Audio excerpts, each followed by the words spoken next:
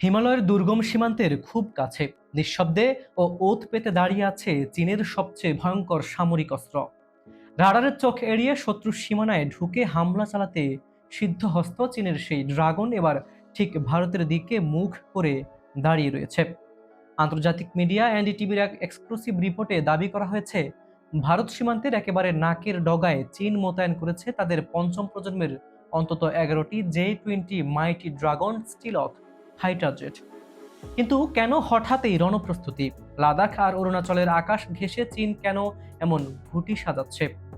আর সবচেয়ে বড় প্রশ্ন হলো, ভারতের বর্তমান বিমান বহর দিয়ে কি চীনকে রুখে দেওয়া সম্ভব, নাকি ভারত সীমান্তে তৈরি হচ্ছে বড় কোনো সংঘাতের পটভূমি? চলুন জেনে নেওয়া যাক আজকের এই এক্সক্লুসিভ রিপোর্টে।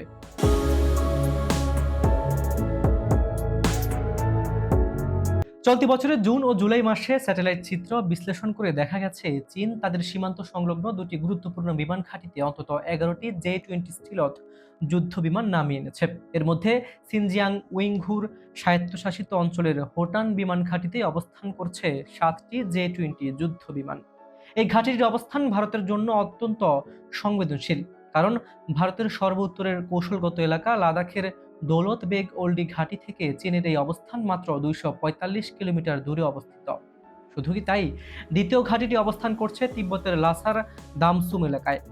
সেখানে আরও 4টি স্টিলথ বিমান রানওয়েতে দেখা গেছে, যা ভারতের অরুণাচল প্রদেশের তাওয়াং সীমান্ত থেকে মাত্র 344 কিলোমিটার দূরে। ইতিপূর্বে চীনের একাধিক সামরিক ঘাঁটিতে J-20 মোতায়েন থাকলেও সরাসরি ভারতের সীমানার এত কাছে পঞ্চম প্রজন্মের যুদ্ধ বিমান মোতায়েন করার ঘটনা এবারই প্রথম।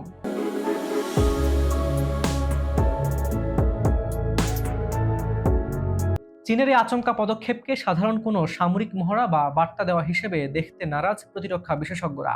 ভারতীয় বিমান বাহিনীর সাবেক পাইলট সমীর যোশী স্পষ্ট সতর্কবার্তা দিয়ে বলেছেন, সীমান্তের কাছে এ ধরনের মারণাস্ত্রের উপস্থিতি কোনো সাময়িক ঘটনা নয়, বরং এটি ভারতীয় বিমান বাহিনীর নিরাপত্তার জন্য এখন থেকে এক স্থায়ী হুমকি।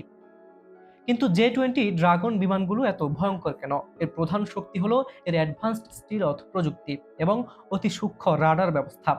এই বিমানের বিশেষ গঠন ও আবরণের কারণে সাধারণ সামরিক রাডারে এর সিগন্যাল প্রায় ধরা পড়ে না বললেই চলে।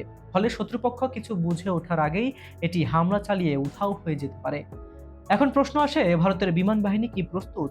সত্যিটা বেশ নির্মম। ভারতের সামরিক বহরে থাকা ফরাসি নির্মিত রাফাল বিমান ডগ ফাইটে অত্যন্ত শক্তিশালী হলেও এটি পঞ্চম প্রজন্মের স্টিলথ বিমান নয়। আর ভারত সরকারের বিমান বহরে আপাতত রাডারে অদৃশ্য হতে সক্ষম এমন কোনো স্টিলথ যুদ্ধ বিমান নেই বলে জানিয়েছে প্রতিরক্ষা বিশেষজ্ঞরা।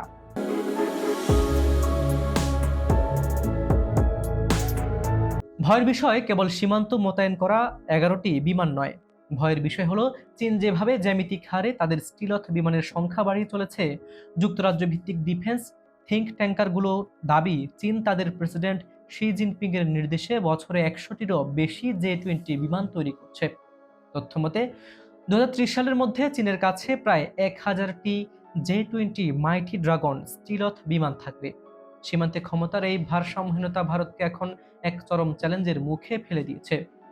প্রতিরক্ষা বিশ্লেষকদের মতে, ভারত খুব দ্রুত যদি নিজস্ব স্টিলথ ফাইটার প্রজেক্ট ত্বরান্বিত না করে বা নতুন কোনো বন্ধু রাষ্ট্র থেকে স্টিলথ প্রযুক্তি না নেয়, তবে হিমালয়ের আকাশে একচ্ছত্র আধিপত্য তৈরি করে নেবে চীন।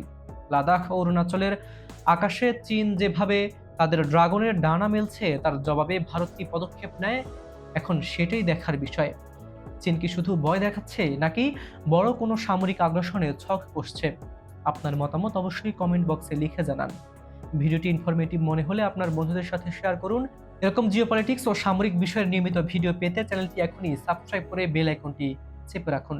আমি হাবিবুর রহমান নিশান আজ এখানে বিদায় নিচ্ছি। দেখা হচ্ছে পরবর্তী ভিডিওতে। ততক্ষণ পর্যন্ত ভালো থাকুন, সুস্থ থাকুন।